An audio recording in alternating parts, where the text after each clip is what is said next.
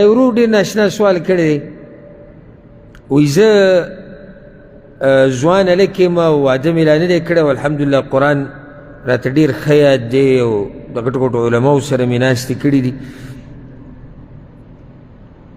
او زموږ د علاقې چې کوم امام دی نو هغه کله نه کله مانځه دپاره ما وکیل کي او یا نایب مې کي، هغه وایي چې زه نه یم نو ته مونځ کوه.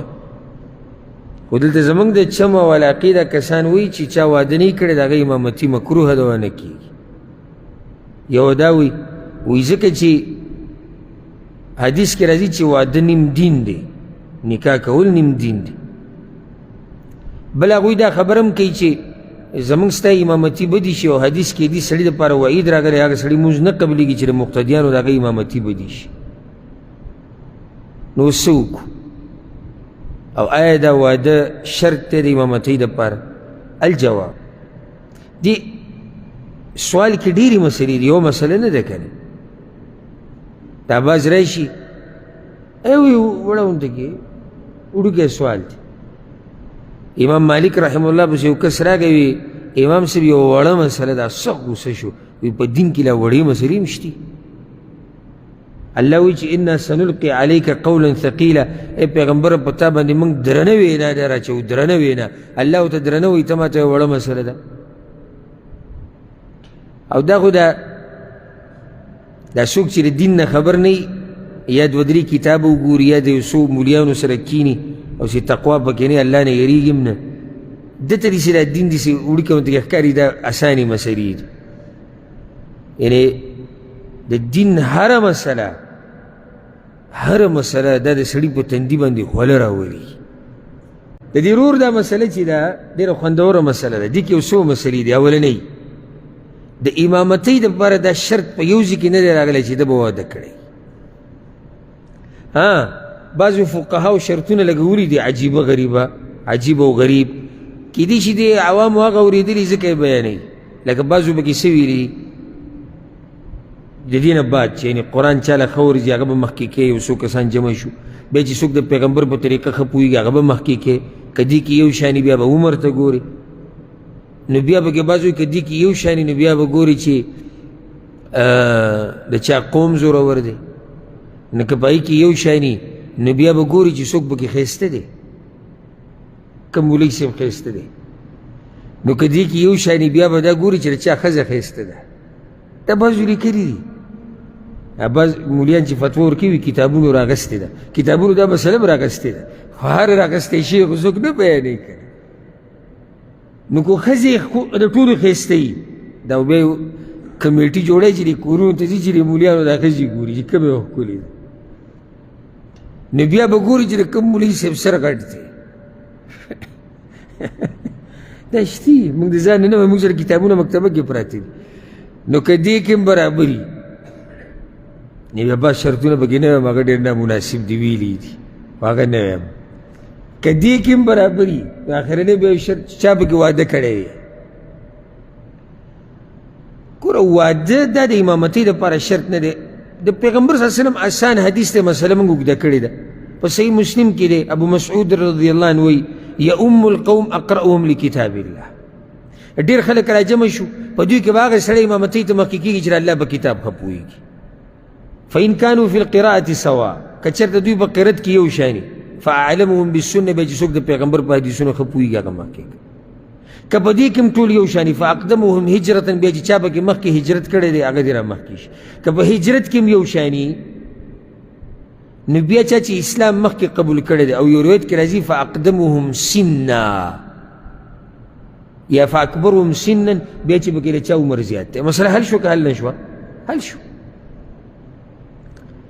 دویمه مسله، د ورور ته موږ دا وایو چې کله دا امام ته نایب کي په خپل ځای باندې چې ته به زما په ځای امامتي کې، نو هېڅوک تا د دې ریزي نه نشي لرې کولی، ځکه چې هغه اصل د ریزي حقدار و او هغه ته به د خپل ځای باندې ودرولی، نو ته اوس دې ځای کې د هغه په ځای باندې ولاړې. دویمه مسله، وایي دوی دا خبره کوي چې حدیث کې راځي چې د یو قوم امام بدي شي او د امام ول امامتي ورکوي نو د امام مونځ نه قبلېږي. او دا صحیح ده، د حدیث کې راغلی دی. امام ترمذي حدیث راوړی پیغمبر صلی الله علیه وسلم درې کسانو مونځونه د غوږ نه بره نه ځي، یعنې نه قبلېږي. یو پکې هغه دی و امام قوم وهم له کارهون، او د یو قوم امام چې د قوم بدي شي. دا مسله د بعضو عوامو دا حدیث یاد کړی چې مولوي صاحب سره معمولي طبیعت نه لګي، حدیث کې راغلي په دې حدیث ځان پوه کول غواړي. دا کم خلک دي چې د امام په حق بدي شي، یعنی داسې خبره ده چې هغه لایق د دې ده چې امام ستا بدي شي، دې خبرې له اعتبار دی. اوس یو امام خلکو ته حق بیانوي، د ډېرو به خوښ شي که د ډېرو به بدي شي؟ نو بیا به دا حدیث موږ بیانوو چې خو مولوي صاحب د خلکو بدي شي. نه، مولوي صاحب د خلکو بدي شي په یو داسې مسله چې هغه لایق د دې ده چې د خلکو بدي شي، دې له اعتبار دی. پوه شوې په دې مسله که نه؟ بله او هغوی دا وایي چې واده چې دی دا نیم دین دی، دا صحیح خبره ده.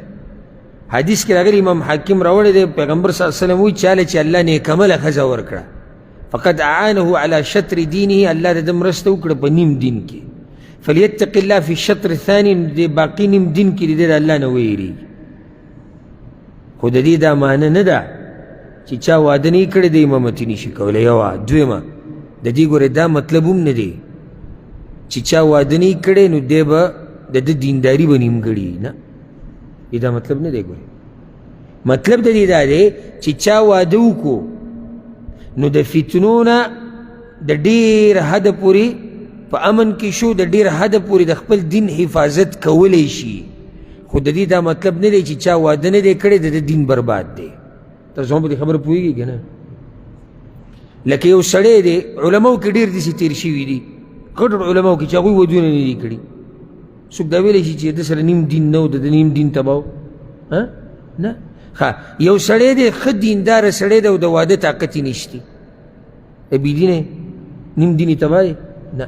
یو سړی دی واده کولی هم شي، واده کولی شي خو لا نه یې کوي، لیټ کړی ده څه عذر دپاره یا څه مسله ده، او ښه پاک دامنه سړی دی، ځان یې د هر قسمه فحاشۍ نه ساتلی، د ده دینداري ښه پوره ده، د ده دینداري ښه پوره ده. د حدیث مقصد دا دی چې چا واده وکړو نو د دین حفاظت ورته د ډېر حده پورې اسان شو، دا یې مطلب دی.